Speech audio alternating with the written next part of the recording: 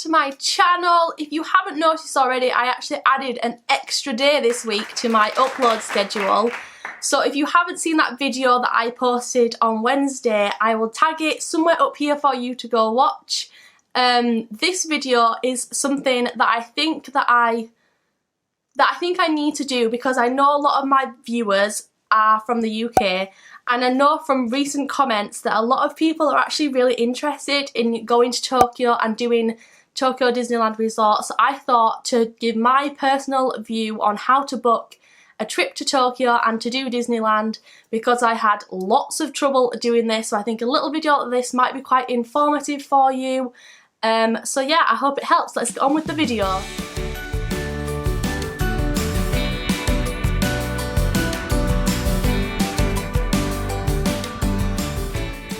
So as I've mentioned a lot of times before, this Tokyo trip was incredibly hard to book. I think it took me about 3 months after deciding that I wanted to go to Tokyo to actually finalising it and booking it with a company. I went to a lot of companies, I rang up a lot of places, I went into stores to ask whether they took people to Tokyo Disney or whether they could make me a package to Tokyo Disney.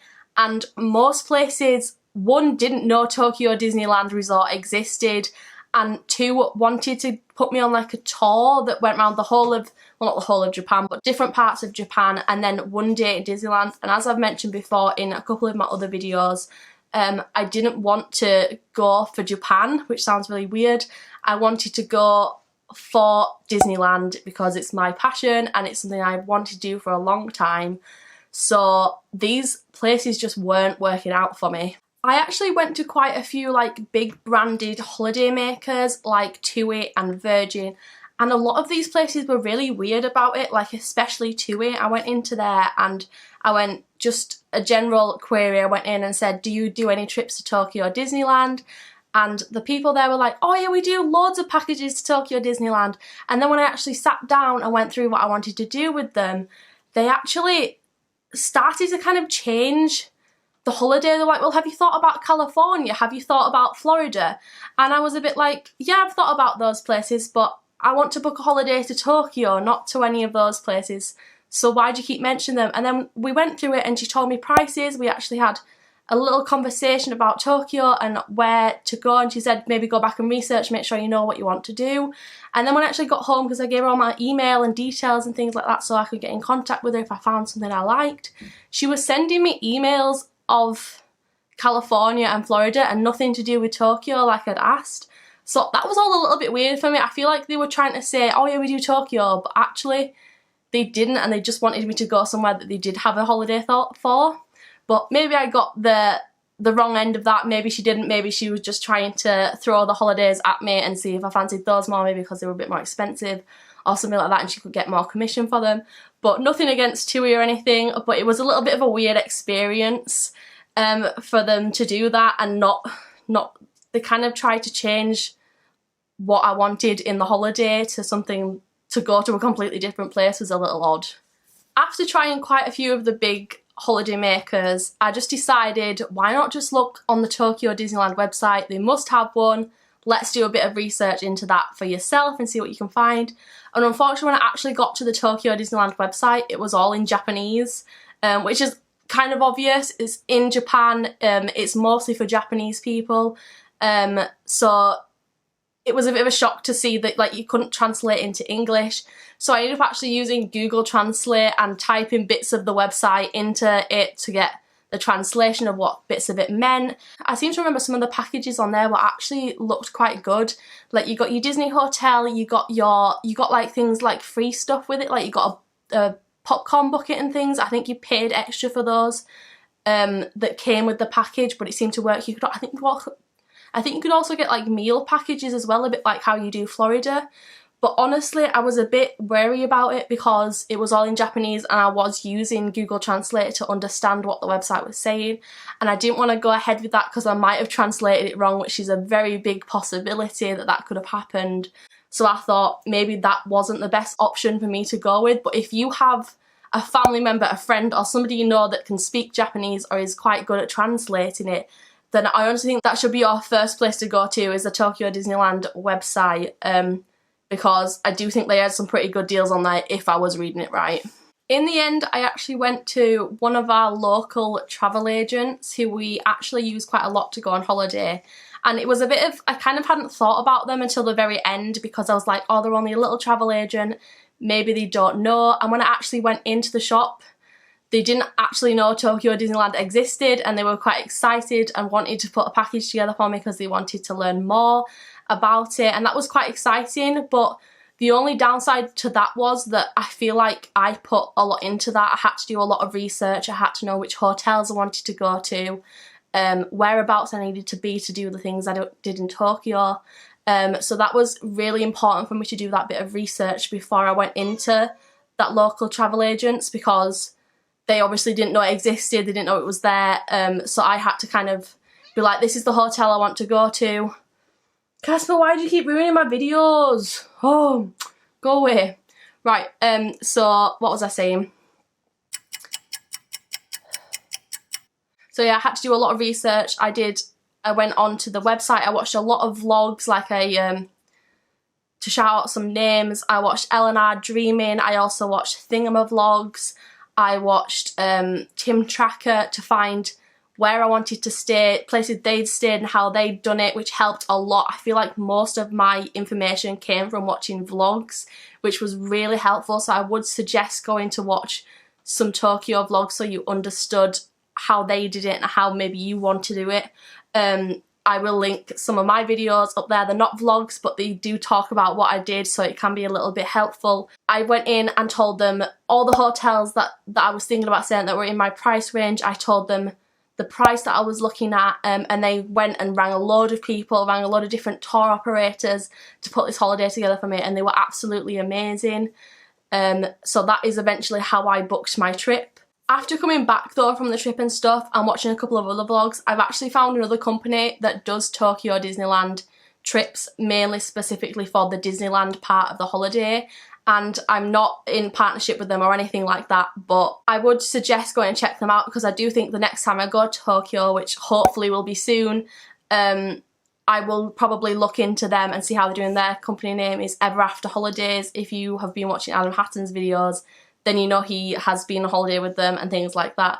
So I do think they will be the people that I will go to for my next holiday. They look like they've got some pretty good prices, and they are somebody that knows about Tokyo and how to get you there. So in this part of the video, I just wanted to explain a little bit about, well, not necessarily my trip, but a little bit about the hotels and things that you can find when you get in there, and also things to know before you go, because that are important for you to take, or things for you to understand before you go there. You've got the main Disney hotels, like the Disneyland Hotel. You've got the Hotel Miracosta. I don't think I'm pronouncing that right, but that's the one that's inside Disney. There's another one as well that I can't remember the name of.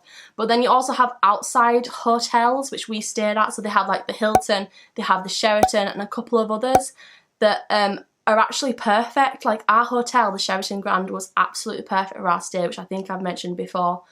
But it was right on the edge of the Disney monorail, so literally it was about a 5-minute walk to the monorail to get onto the monorail, and then to get to the park, like a 5-minute journey on the monorail to get to the park, which was absolutely perfect.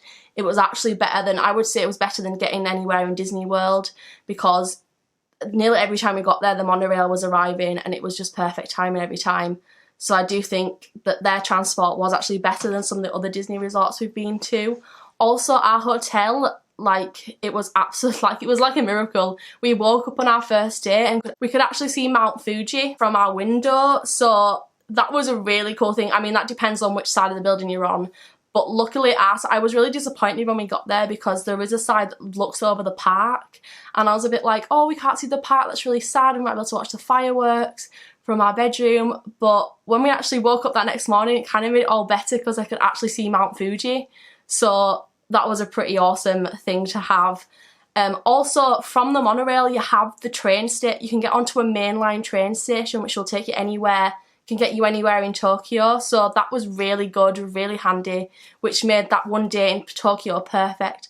I also think if I had to go to Tokyo again, I would probably stay in the same hotel, because you could do a week in Disney and a week in Tokyo, exploring the different bits of culture in Tokyo, and stay in the hotel and stay in the same place, which I think is really handy for most trips.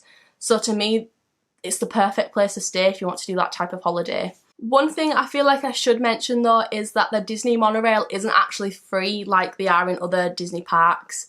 You do pay a small price to get on it every day. I think we bought a 7-day ticket, which wasn't, I seem to remember it wasn't that expensive. Plus you get a cute little ticket to remind you of the trip, which is really cute. I've still got it somewhere, I'm not sure where, but I'll probably show that in my haul video, which is coming next Wednesday, so make sure to turn on that bell notification so you know when that has been uploaded. But yeah, just a point to remember that the Disney monorail isn't free. All the buses are, but their monorail isn't. Two more things I want to mention before I end this video is also to be prepared for the crowds and the heat. The crowds are absolutely like something you've never seen before. As you walk into the park, if you've watched any other Tokyo videos, vlogs in Disneyland, if you go there for a rope drop, there are hundreds of people waiting behind the barriers to get in. It's like, I remember when we went to Galaxy's Edge the first day it opened, and there was just a whole horde of people making their way into Hollywood Studios. It was like that, but every day on a normal day in Disneyland. But it's also quite cool because you're in amongst the people that are all excited. I don't know whether things have changed now with COVID and stuff, so that might not be the case anymore. But yeah, the crowds are definitely something to look out for when going to rope drop, because it does get very busy. And then the heat and the sunshine in Tokyo, I was kind of a little bit prepared for this because I knew that it was going to be hot, but I kind of expected it to be a bit more like Florida, where you'd be hot outside, but when you went in a shop you were freezing because the aircon was on so high. But I felt like in Tokyo, yes, I think they had aircon, but when you went into the shops, it wasn't quite on like high volume like it is in somewhere like Florida. So be prepared for being quite hot all day and sweaty all day. Anyway, that's the end of this video today. I hope that it's been informative for you. If you think I've missed anything, or if there's anything else you'd like to know, please leave me a comment down below and I'll be happy to answer that, or add any other tips that you feel that are necessary so other people can read them.